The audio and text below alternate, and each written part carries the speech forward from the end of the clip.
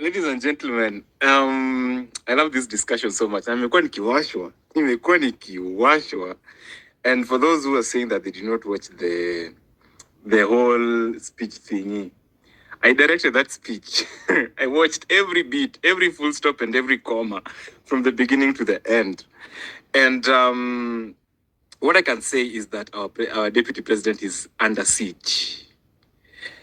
And he has declared he's not going anywhere. He's resigning. And right now, as we know, this impeachment is just a political event.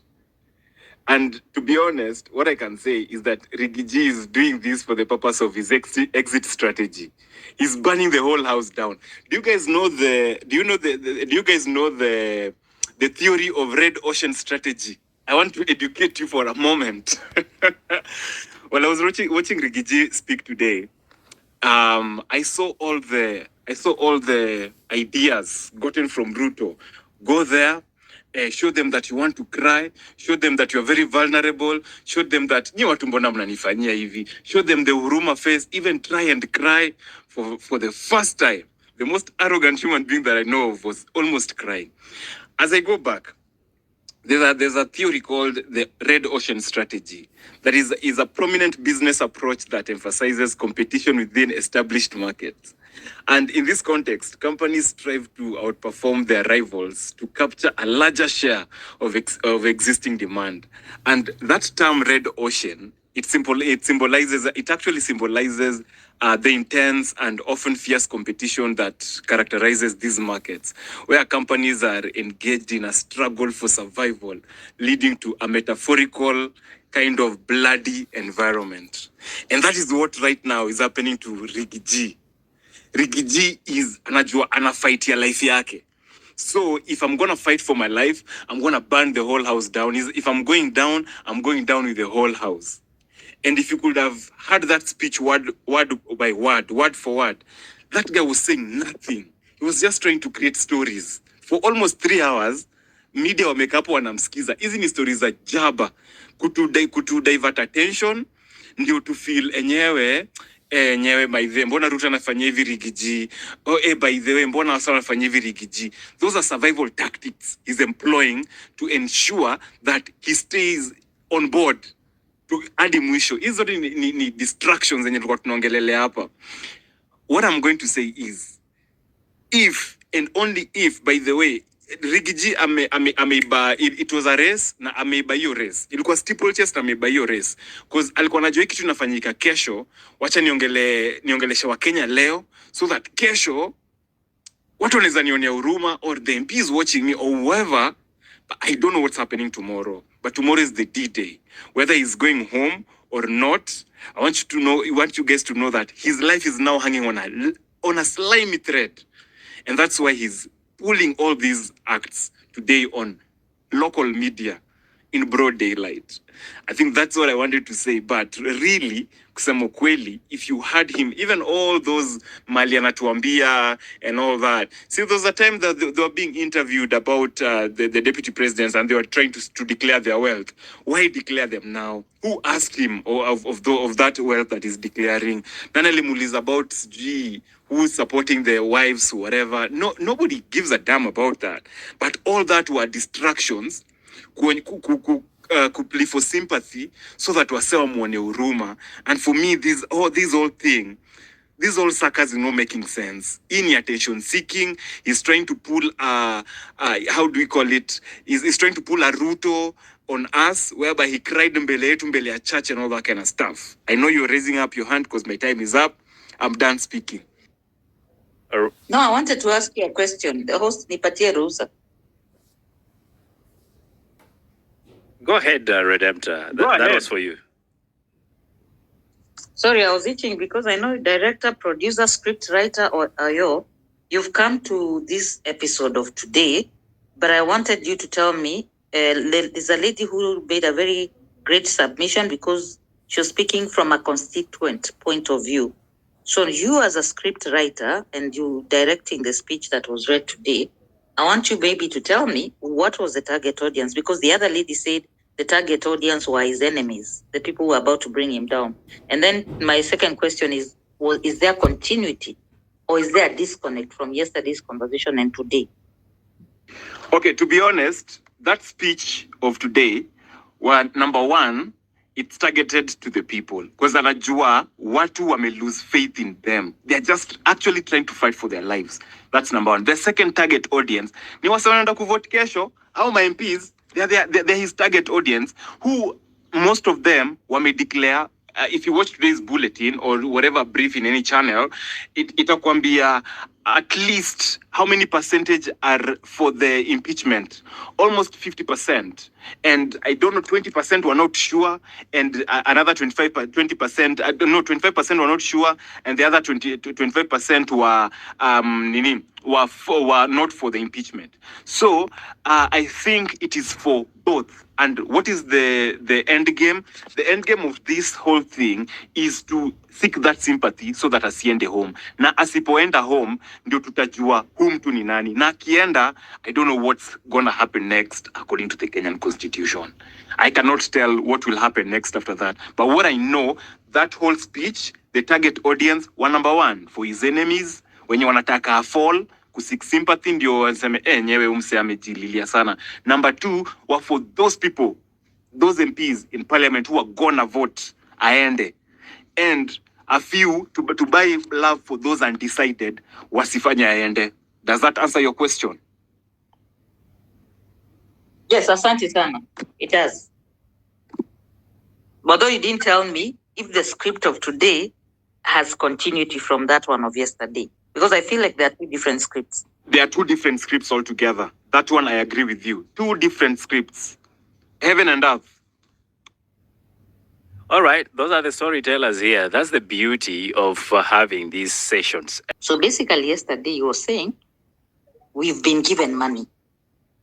I think that's what he was told. How dare you, when you've been given so much money, we have allowed you to run your projects, and then your wife goes and holds a meeting and says that they were given that seat in the altar, and that seat will be taken. So there's a lot of manipulative games, but I can tell you this couple wants power as much as Ruto wanted it. And I feel like the generations that are in charge of the revolution, and I've always said it belongs to another generation, I don't think they're desperate enough. And I'm sorry to say that because I listen to what people are saying. In a nutshell, today there's a different Gachagua who has showed up and he's saying, I'm not like Uhuru. Because all Uhuru did was, don't trust this guy, don't trust this guy, don't trust this guy. But this one is saying, don't trust this guy because we say there will be no extrajudicial killings. And that's my topic, that's my area. So this guy is saying, I am not blackmailing you today, but I'm planning to. I am holding some information. So what I know, these people, all of them know things about each other, but the one with the instruments of power, the one who can call anti-corruption on you, can unearth things about you, is the one who is saying, you've embarrassed me and I cannot be played with. So in terms of what next and the movement, I said, and I keep saying this, we are still at the place of civic education. Like we need to break down what happened today in a language that can be understood in Nyeri, in Mukoroini, in Kirinyaga, in Meru. I think that's real. And every time I say we are not at the place of campaigns, people catch feelings. I know my country. Asante. Obed, naona umeinua mkono. Wacha nimalizie hapo. Ni sababu naomba nataka watu wengi waongee. There's so many people on queue and I'd like to have as many people speak. So Diamonds dropped when I'd invited him to speak. I'd have Diamonds, then have Clara speak, then Ayo. Robert, hi. How are you? Very good, Diamond. We didn't start with a prayer, I promise. We'll close with one. Okay. So I think for me, it's actually interesting that the president wants to wish away his deputy. And the wishing away is, look, I don't support Gachagua in any way. Myself, I don't.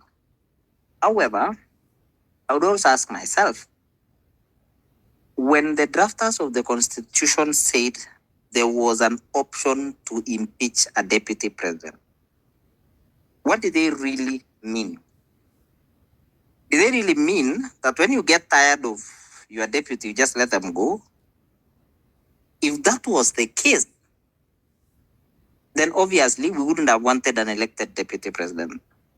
We would have wanted one that is appointed, so that you hire and fire at will. Now, here is allegations that I personally got convinced by the deputy president that I could not see gross misconduct or corruption or abuse of office. Do I say is as white as snow? I don't know. But from the allegations that had been put out in Parliament, it would be difficult for you to actually say this guy has abused his office and is guilty of gross misconduct. Now, what do I expect Parliament to do? I expect Parliament to impeach him, because our Parliament it's been like that all over the place.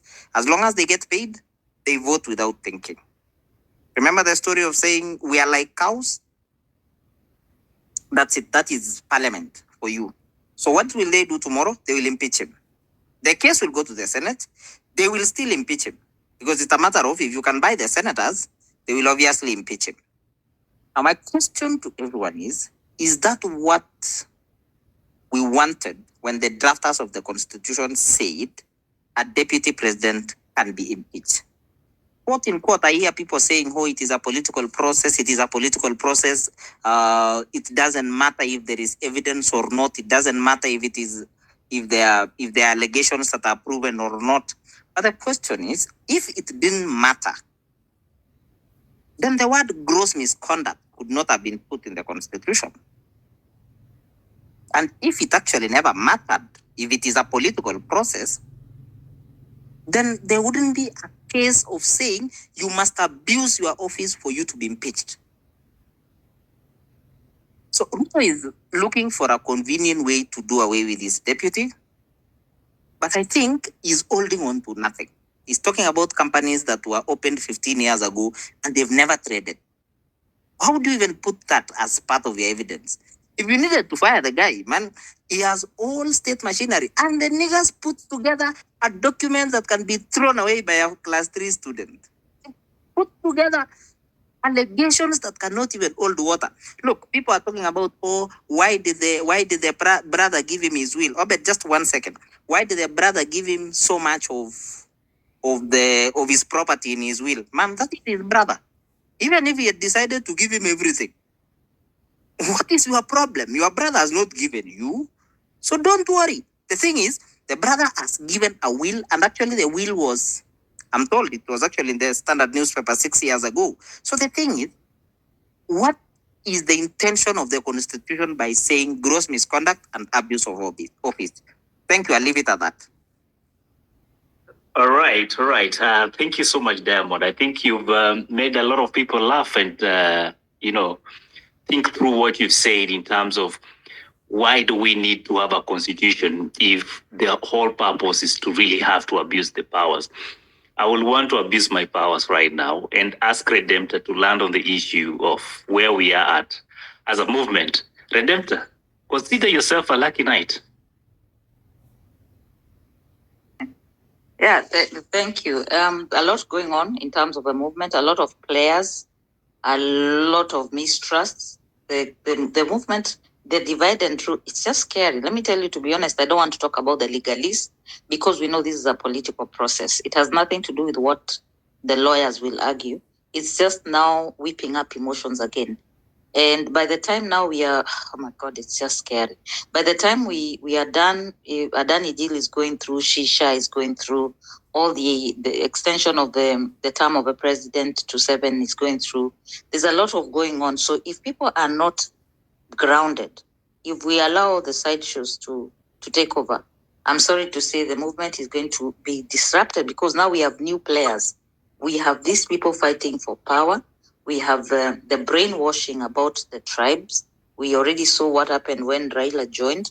Now we are going to see a Gachagua that is now going to be fight. It's just, I have hope. I always speak with hope. But in terms of movement, it just needs people who are very courageous. If we thought people were being courageous before, This is when the conversations have to be like all these people who are in their little corners meeting people and not talking to each other and calling each other moles. That is just playing in the gallery of these manipulatives. So in terms of a movement, I don't know if before we were saying there's a lull before the storm, but I think now the real storm that is brewing is on the polarization on tribal lines. I think we are back to whoever said we are back to tribal cocoons. We are there. So it's going to take the tribeless, leaderless conversations to come back. Because what the problem with leaders is, you see what's going on. It doesn't matter how small your circle of influence is, they're coming for you. So now we have entered new players. The people of ODM, you saw them willing to kill, and that's killing. And then now you're going to see the Murima now has been touched.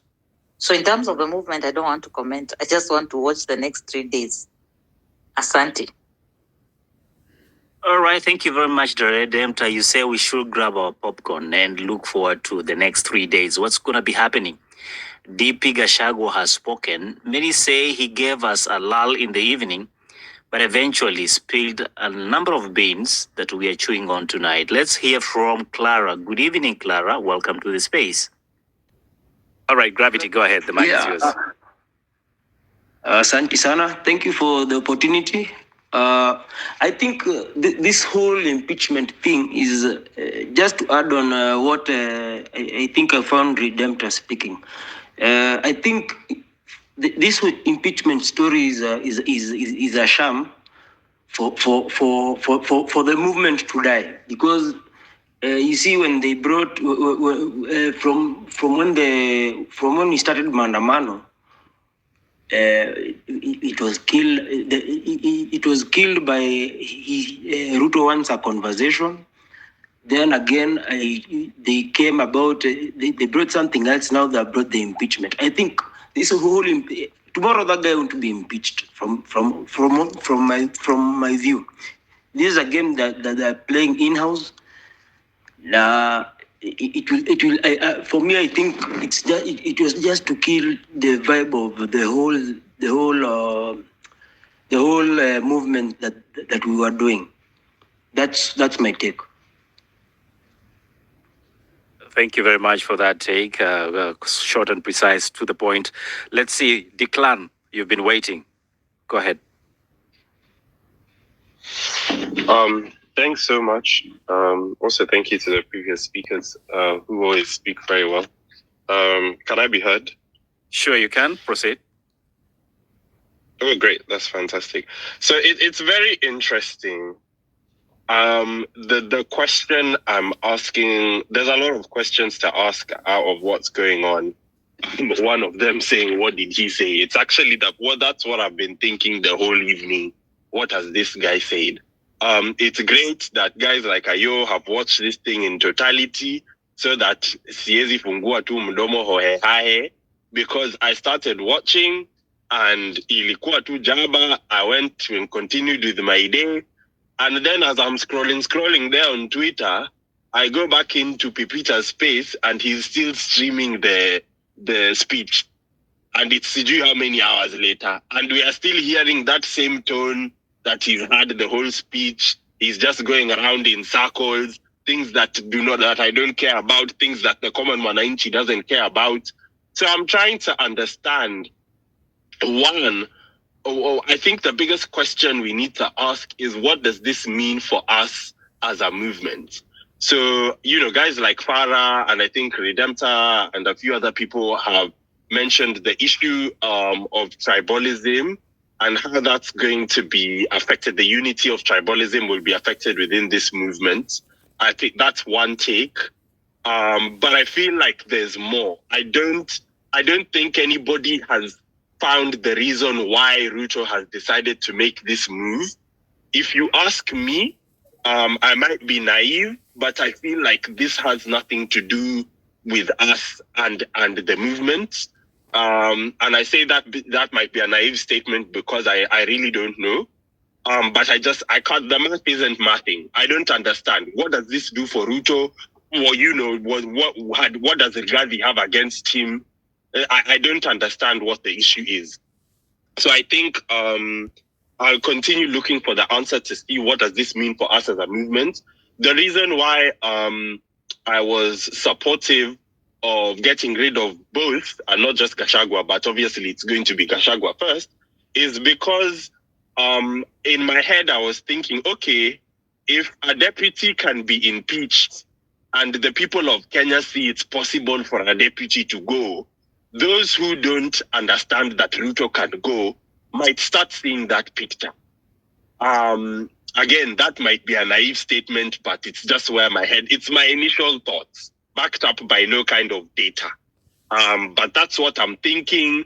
I'll continue listening as we come up with what this really means. But I really think we need to try and answer the question.